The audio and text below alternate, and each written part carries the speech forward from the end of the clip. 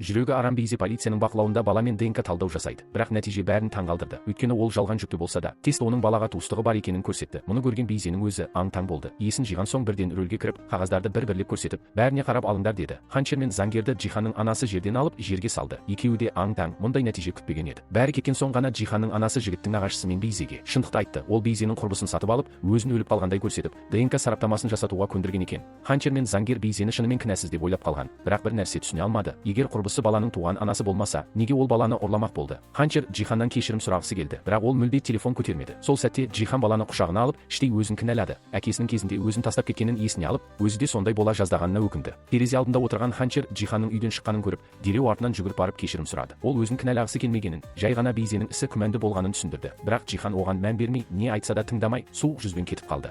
Бейзе қолында тұрған сол ДНК қорытындысын өз пайдасына қолданбақ болды. Ол баланы алып кетіп, әдейі Джиханға хабарласып, енді келісім бойынша оның баланы көруге құқы жоқ екенін айтты. Әкесі оған мұны қой деп ескертті. Баланы өзінен туғандай көрсетіп жүре бер деді. Бірақ Бейзе бұл арқылы билігін қайтарып алатынын айтты. Егер Джихан оны ренжітсе, ол ешқашан қайтып бармаймын деді. Кейін ол баланы ертіп құрбысының үйіне барды. Енді ол бұрынғы құрбысының бар екенін жұрт білгеннен қорықпайды.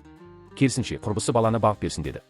Джихан болса абдырап, не істерін білмей қалды. Бейзеге қайта-қайта хабарлама жазып, жауап ала алмады. Оның ашуы мен өкпесі заңгер мен Ханчерге ауды. Заңгер бұл жағдайдың бәрі өзінен басталғанын айтып, кінәні өз мойнына алды. Джиханның ашуын басу үшін заңгер оны сөзбен арандатып, ұрып таста деді. Ашудан көзі қарауытып кеткен Джихан шынымен бір соққы беріп, заңгерді құлатты. Дауысты естіген Ханчер жүгіріп кіріп тоқтатпақ болды. Бірақ Джиханның ойында тек баласын табу ғана тұрды. Сол кезде нағашысымен бір әйел заңгер келіп, Бейзенің тапсырмасымен келгенін айтты. Ол Джиханмен ажырасқысы келетінін және баладан бас тартуын талап етті. Джихан қарсы болды. Нағашысы оған ұрысып, бұл сенің қалағаның емес пе деді. Джиханның ашуы ұстап кетті. Ал Бейзе мұнымен де тоқтамады. Ол Джиханға хабарласып кездесуге шақырды. Джихан келгенде, ол арбасындағы баланы еңістен төмен қарай итеріп жіберді. Дәл сол сәтте көлік соғып өтті. Джихан зәресі ұшып, жүгіріп барды.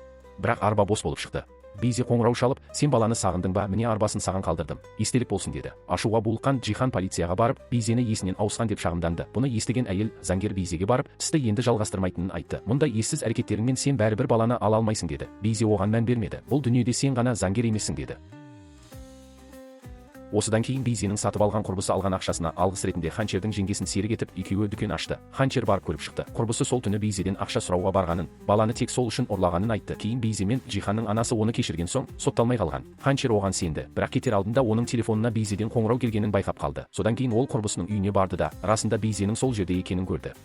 Ол дереу бұл жайлы Джиханға хабарлады. Джихан баласын қайтаруды талап етті, бірақ Бейзе оған алдымен Ханчерді ертіп кел деді. Мені жамандаған үшін ол жазасын алсын деді. Джихан Ханчердің бұл іске араласқанын қаламады, бірақ Джиханның анасы келіп, Ханчер өз қателігі үшін жауап беруі керек деді. Амалсыз ол Бейзеге барып кешірім сұрады. Бейзе бір ғана шарт қойды. Кезінде мен өзім Ханчердің үйіне барып құда түсіп келгем, енді ол да әйелі ретінде менің үйіме құда түсіп келсін деді. Баланы Джихан қайта құшағына алу үшін Ханчер бұған да көнуге мәжбүр болды. Джихан бұл ақымақ шартқа көнгісі келмеді. Бірақ анасы бәрі бала үшін деді. Ақыры ол да келісіп кеңсеге бір шоқ гүл алдыртты. Сосын гүлді көрсетіп, қалай екен, Бейзеге ұнайма деп сұрады. Ханчердің іші күйсе де, сыр бермей, әдемі, ұнайды деді. Кешке Джиханның анасы мен Ханчер Бейзенің үйіне келді. Джиханның гүлін қызметкер жеткізіп берді. Бейзе гүлді алып, өзіне риза болып, масаттанды. Бәрі жайғасып отыра бергенде есік қоңырауы соғылды. Ол Джихан келді деп қуанып, есікті ашса, алдында гүлді жеткізген қызметкер тұр екен. Ол Сахинаны ұмытып кеткенін айтып, Бейзеге ұсынды. Ашуға мінген Бейзе Сахинаны үстелге лақтырып жіберді. Дәл сол сәтте нағашысы Джиханға қоңырау шалды. Сен қайдасың деді. Ал Джихан болса, есіңде ме, сен Ханчерге не істеген едің? Мен де саған солай істеп жатырмын деді. Сен өзің айтқандай менсіз үйленуге дайынсың ғой.